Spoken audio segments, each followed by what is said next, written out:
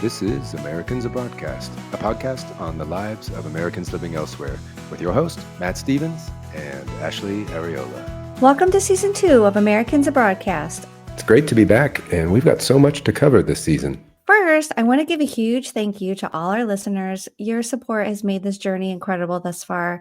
We just want to take a moment to say we really appreciate you. Thank you for listening, and welcome back. When we started this podcast, our goal was simple: to share the real stories of Americans living abroad.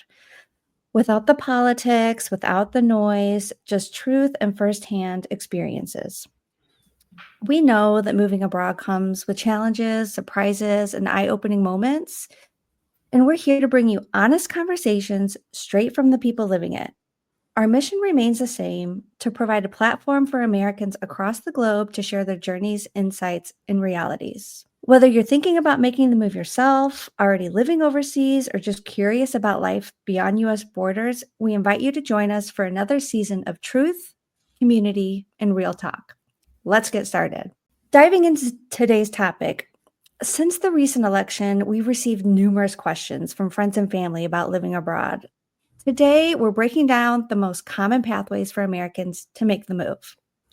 Perfect timing, especially with all the changes that we've seen in remote work opportunities. So let's start with one of the hottest trends, which is digital nomad visas.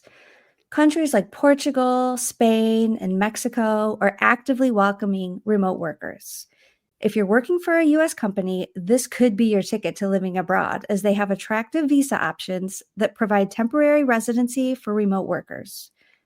These visas typically require proof of income, health insurance, and a clean background check. But if you qualify, you could live in a beautiful new country while keeping your current job. I've seen a few friends and online YouTubers moving to Portugal, and I really love that country. I visited with my wife back in 2017. We visited Porto. Yeah, I actually visited Portugal twice last year. It's just a bit of a paradise living in Europe if you just want to go away and get in the sun, and it's just absolutely gorgeous. It reminded me also of Mexico a bit from the landscape. I really enjoyed it there, and I know that I have American friends back in the States that are considering making that move actually. Well, I want to break down Portugal's visa options for you. There's never been a better time to consider this beautiful country. Portugal offers digital nomad opportunities, but there have been some changes beginning this year. So let's start with what you really need to know about qualifying for Portugal's digital nomad visa. The key requirement is demonstrating a consistent income stream. You'll need to show minimum monthly earnings of $3,438. That's about $41,000 a year. You need to be able to show an income above this minimum, and you'll need an accountant to keep you from falling afoul of Portuguese or American tax laws. You'll also need health insurance from the US, which will cover you while you're in Portugal. But be sure to visit vistos.mne.gov.pt for current information. There are two additional types of visas for living in Portugal that might be available for our listeners. The first one is a retiree visa, and the second one is a golden visa. Similar to the digital nomad visa, a retiree needs to show their passive income is appropriate, which might be as low as $910 a month. The golden visa applicant will need to show an investment in Portugal of something around €500,000. Again, the specifics would need to be checked with the Portuguese website directly to get the most current information. Just know these are options, and you can inquire directly at their government website. We won't be going into the tax regime for Portugal or any country, but suffice it to say, one should be aware that generally there are ways to avoid double taxation between the United States and the country you're trying to live in, and you can get help with those taxes through myexpattaxes.com. We intend to cover this topic in more detail with these experts in a future episode. Yes, thanks to myexpats.com, I've been able to file my taxes electronically for the past 5 years now, which has really made that transition very simple. So I'm very thankful for them and looking forward to them coming on. But let's move to another popular country for digital nomads, and that is Spain. What makes someone eligible to be a digital nomad in Spain, Matt? In Spain, similar to Portugal, you'll need to prove that you make at least around $3,090 a month. That income should be income earned outside of Spain. So you can be a freelancer, a remote employee for a company based outside of Spain, or run your own business abroad. But if your dream is to open a taco stand in Sevilla, sorry, this visa will not work for you. In addition, you need either a bachelor's degree or higher, or at least 3 years of professional experience in some position. Plus, you'll need health insurance, a clean criminal record for the past 5 years, and of course, a valid passport. Matt, how long can you stay with the digital nomad visa? The initial visa is a 1-year visa that's renewable for up to 5 years with residence permit extensions. So 5 years in total of Spanish bliss. So, why choose Spain other than the obvious reasons for sun, tapas, and the vibrant culture? Well, for one, your family members could join you. And when I say family, I mean your spouse, your children, your dependent parents, and even your siblings. Plus, you'll get access to European banking, healthcare, and if you stay long enough, you could apply for permanent residency. And similar to Portugal, taxes in Spain should be handled by an accountant that's familiar with doing taxes in the US and in Spain. It is possible to avoid double taxation, but you want to make sure that you do it right. Now, the next country I'd like to talk about is Uruguay. Now, some of you may have seen the Anthony Bourdain episode where he goes to Uruguay to try their barbecue. And I will admit, it is one of the reasons that I want to visit that country the most. Uruguay also offers a digital nomad visa with a straightforward path to residency. You can stay for up to 2 years and then transition to permanent residency as a digital nomad. Uruguay's digital nomad visa lets you live there for 6 months with an option to extend for another 6 months, after which you can apply for permanent residency. To apply, you'll need a stable monthly income of at least $1,500 or $2,500 for couples. You'll need to be able to show proof of income. You'll need to be able to show as well a clean criminal record, and you'll need to have a basic medical exam. You'll also have to attend an in-person interview in Montevideo, the capital of Uruguay. After that, you'll get a temporary residence permit valid for 24 months, so you can stay legally while your application is being processed. That usually takes between 4 and 10 months, but during that time, you'll be living and working in Uruguay. And here's some key things to know. Unlike some countries, Uruguay doesn't require you to stay 183 days per year, but you should be able to show that Uruguay is your main residence. And if you follow this process, you can smoothly transition from a digital nomad visa to permanent residency, meaning you can stay in Uruguay for at least 2 years or even longer. If you're thinking of moving to Uruguay, please let us know in the comments. And here's one last tip. Start your application process early. You'll need things like proof of income, a clean criminal record, and health insurance. These documents will need to have an apostille from your state's Secretary of State's office before you go to Uruguay. That's not possible to get these apostilles applied by your country's embassy. It'll save you a ton of headaches later. Matt, can you just explain what an apostille is for our listeners? It's similar to a notary or a notarization. An apostille is a type of certification that authenticates the origin of a public document, such as birth certificate, a marriage license, or a court order, for use in countries that are members of the Hague Apostille Convention. That's most countries, if not all countries. The apostille itself is a certificate that confirms the signature or seal or stamp on the document, confirming that it's genuine, allowing the document to be recognized in foreign jurisdictions with no further legalization. And this is important.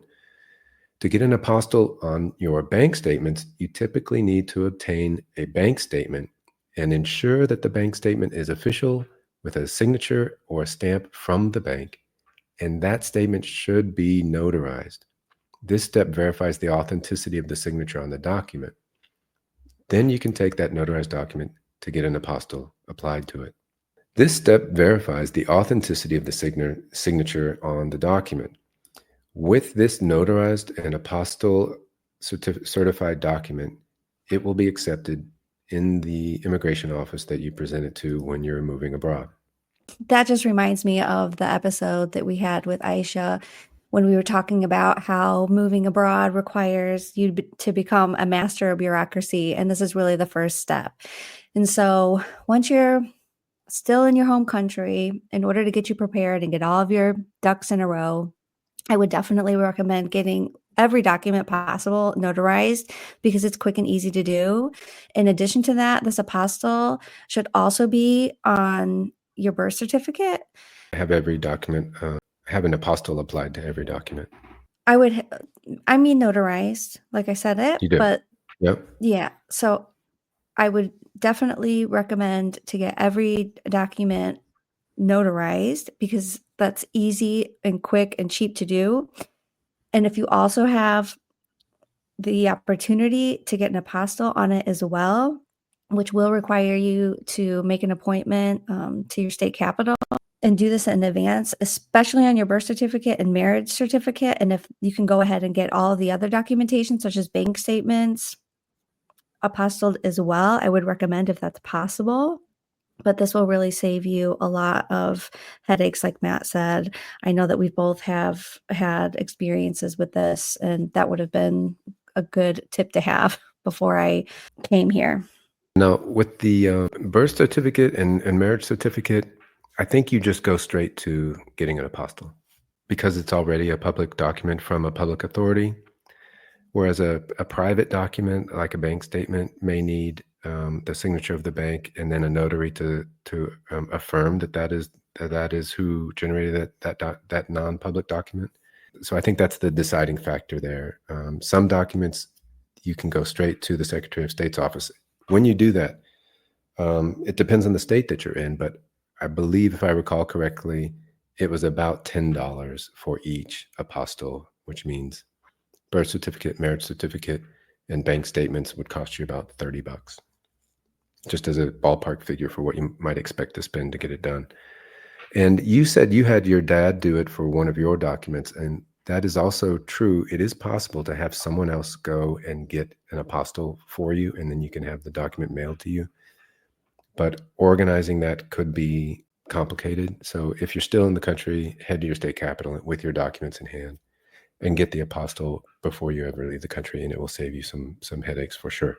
Now, the next type of visa that I'd like to talk about is our ancestry visas. That's another popular route. And one of the easiest ways to establish residency in another country is through ancestry. And I know Americans living in Europe that both got European passports and live in the EU now. Ireland and Italy are among the easiest European countries for Americans to obtain citizenship by descent due to their well-established pathways for ancestral connections. If you have parents, grandparents, or even great-grandparents who are born in another country, you might qualify for citizenship. The process can take some time, but it's worth looking into if you have roots abroad. The easiest European passport for Americans by descent are from Ireland and Italy. So for an Irish passport, to be eligible, you have to have a parent or a grandparent born in Ireland. And you can apply for your Irish citizenship through the foreign birth register. In some cases, a great-grandparent connection may also qualify. So the obvious benefits would be the Irish citizenship, which grants you access to live, work, and study not only in Ireland, but any EU country. And regarding the process, the applications are submitted through the foreign birth register, like I mentioned, and process typically takes 9 months to 2 years. So if you're not keen on learning a foreign language, then Ireland might be a really good option for you. None of the research that I came across required any language requirements for obtaining any of these visas, but obviously I would recommend trying to learn the language of the country that you're going to. I highly recommend Ireland as a moving abroad location, not just because you can show up speaking their language, but I mean, obviously everyone in Ireland learns Irish, and in some regions they do generally speak Irish. If you were to move abroad to Ireland with your kids would in school have to learn Irish.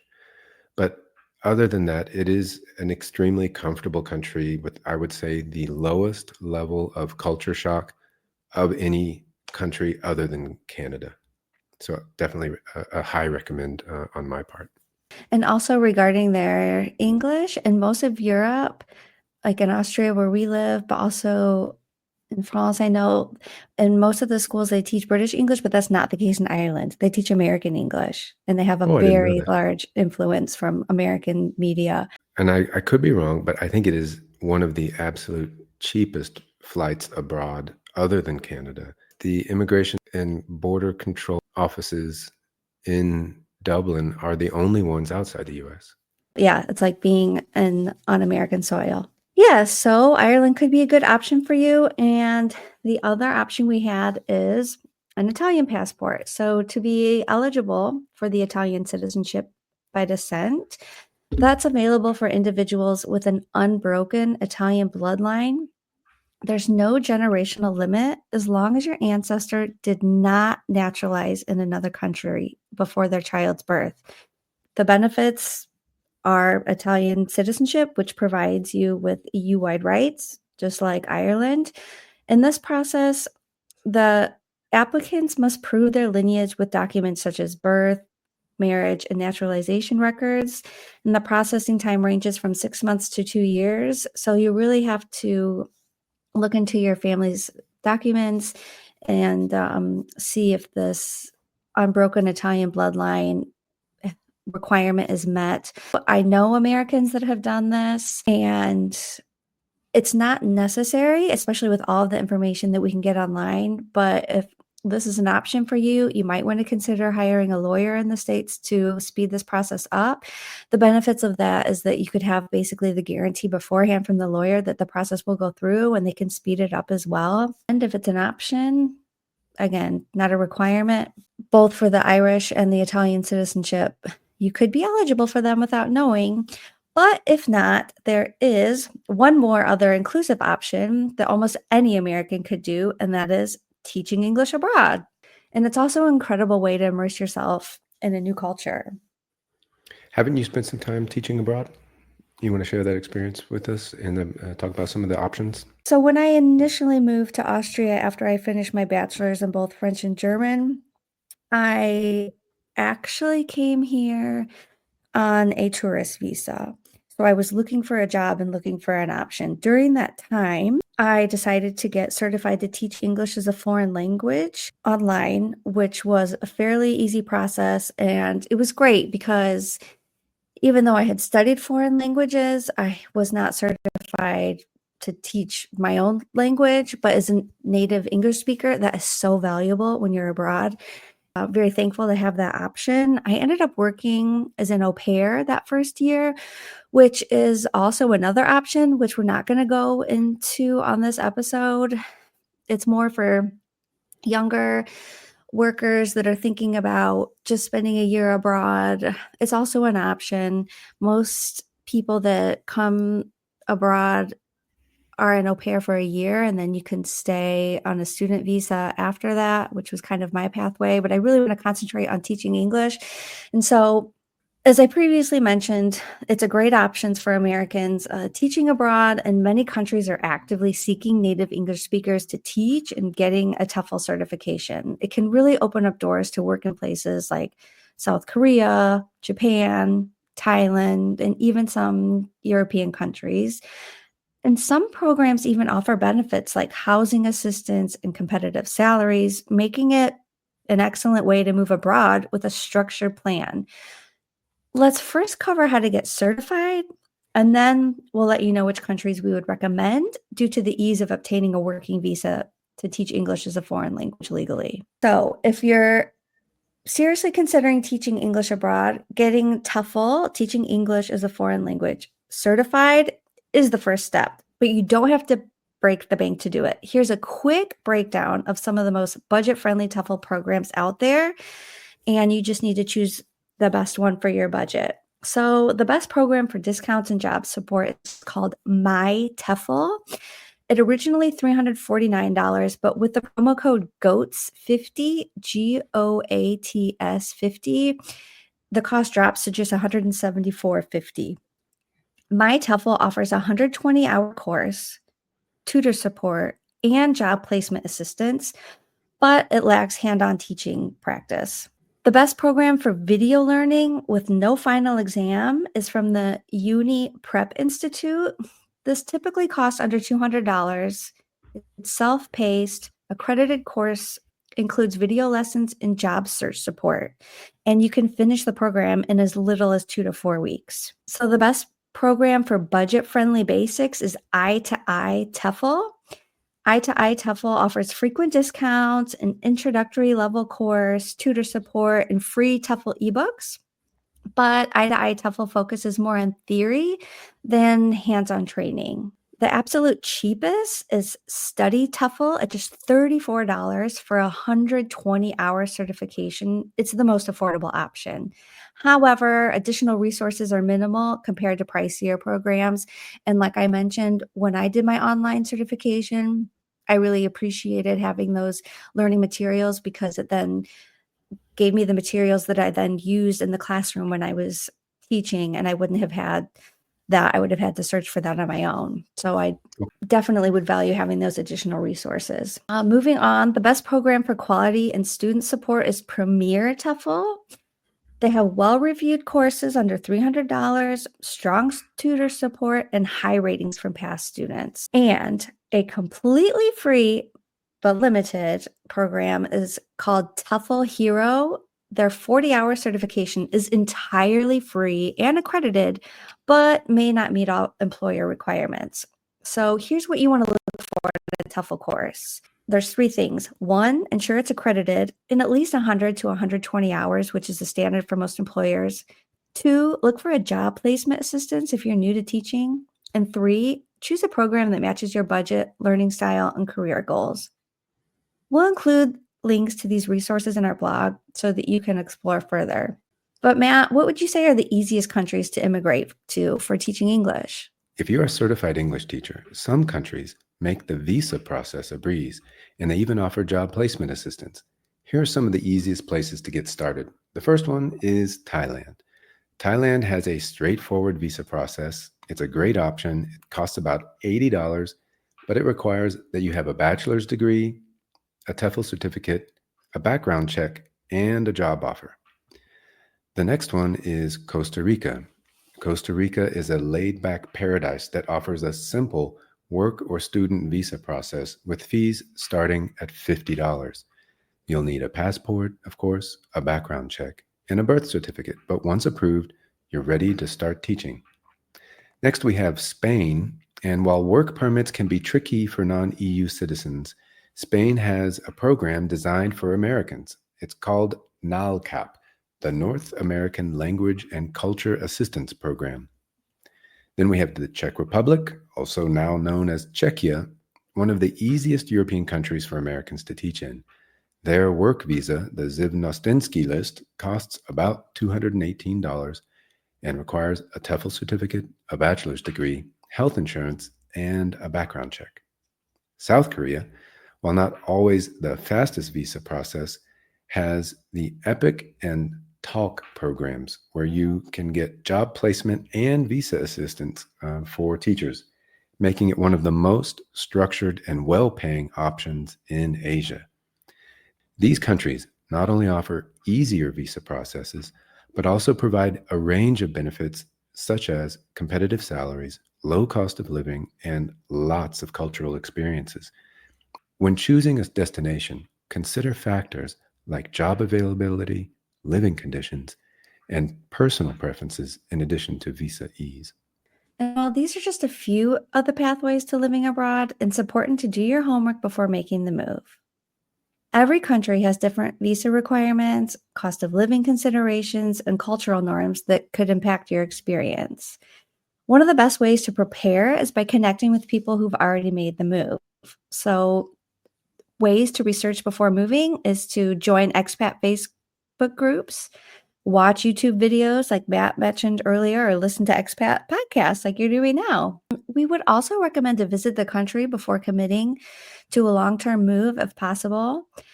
And lastly, look into residency and visa requirements well in advance. Moving abroad is a big decision, but it's more possible than ever before. Whether you have ancestral ties, can work remotely, or want to teach English, there are multiple ways to make this dream a reality. We really hope this episode gave you some valuable insights and hope, as there are many opportunities out there.